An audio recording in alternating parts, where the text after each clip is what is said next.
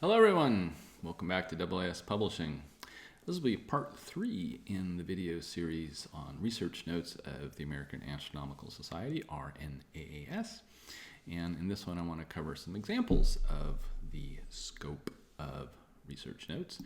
And speaking of that scope, this is my pictorial, my Venn diagram of research notes. They are moderated, they are quick to publish, they are searchable, citable, archived, and free to read, free to publish. So some of the highlights of the research notes, and these are my favorites. They may or may not be your favorites, but I'll just show some examples of the topical areas that I like for research notes. So research notes began in October 2017, and in that intervening time, there's been about 400 research notes that have been published. About half of those have been cited at least once, and overall the sum total of the research notes has about 500 total citations.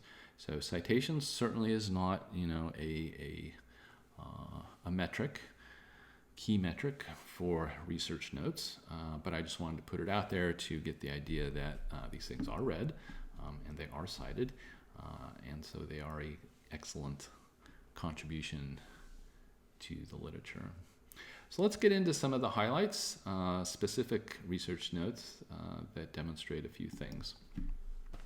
So the first up is Kinematics of our interstellar Voyager Oumuamua.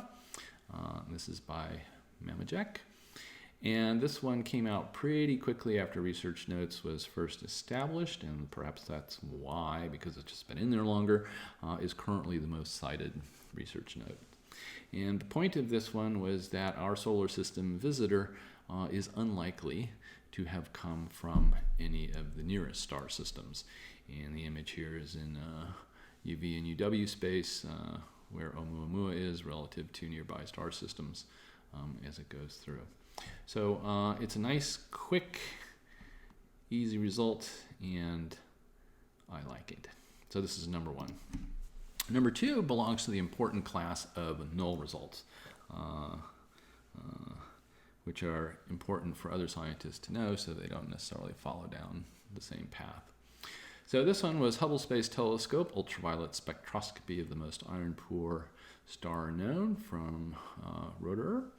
And this was a null result in that they looked at UV spectra for a very metal-poor star, Fe over 6 less than minus 6, and showed that it was too faint for follow-up high-res UV observations with the instruments on HST. And so the plot here is the flex with a couple of HST instruments as a function of wavelength, and that's the conclusion that it's just too faint, not enough photons in there to do some high-res follow-up.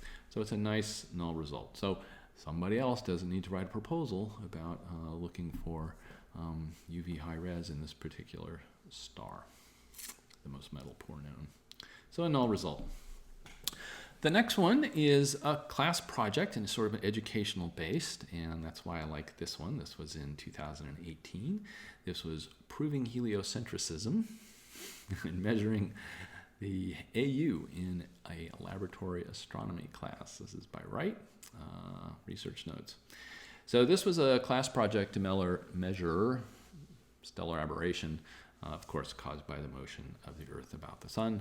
I just love the diagram there as the stars are making little circles as they go through. It's a very nice class project, and of course the point of it is that for a very reasonable investment, one could do the same sort of class project for yours. So I like this one. It's a class project. So that's 3. I got 6. So number 4 on my highlight list is this one because it's a public release of data. It's an open release of data. So light curves of all stars observed in the TESS full-frame images, Sector 1 and beyond, from Olkers and Strassen. And so this is the public release of light curve data products for all stars in the TESS input catalog through the Filtergraph portal. And the image here is showing the root mean square error as a function of magnitude and their histogram of that. So I like this one a lot because it is a public release of data, and this is a great, Research Notes is a great venue for that. And the last one I want to cover is also a student project. I think these make good research notes. If you're a student out there and you're putting up a poster at a AAS meeting or otherwise, those can make really great research notes. So consider turning your poster into something clickable, citable, free to read, moderated. It's great. So this one is classification of GIA 18 DGT, otherwise known as AT201 and 18 HWD, of an eclipsing binary or possible eclipsing binary variable. And this is from Hope and Copperwheat. This is 2019. This one's fairly recent. So this is a student project. They were doing some observations with the robotic Liverpool telescope, and they were doing some spectra, and they showed that in this particular star, the spectrum is consistent with being a CV, and it has a sub 2 hour period, which would also make it below the CV period gap. So that's kind of cool. And the image here is the flux, the spectrum. The flux is a function of time, and that's where they were basing their conclusions on. But I like this one as a research note because it's a nice, clean student project with a nice, clean result. So those are some of my highlights of the research notes, and I want to remind you that the research notes is open for submissions.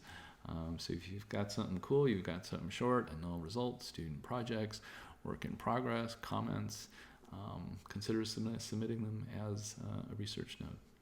And there's the URL, so make your way to it. So thank you very much, and we'll see you on the next video series. Bye-bye.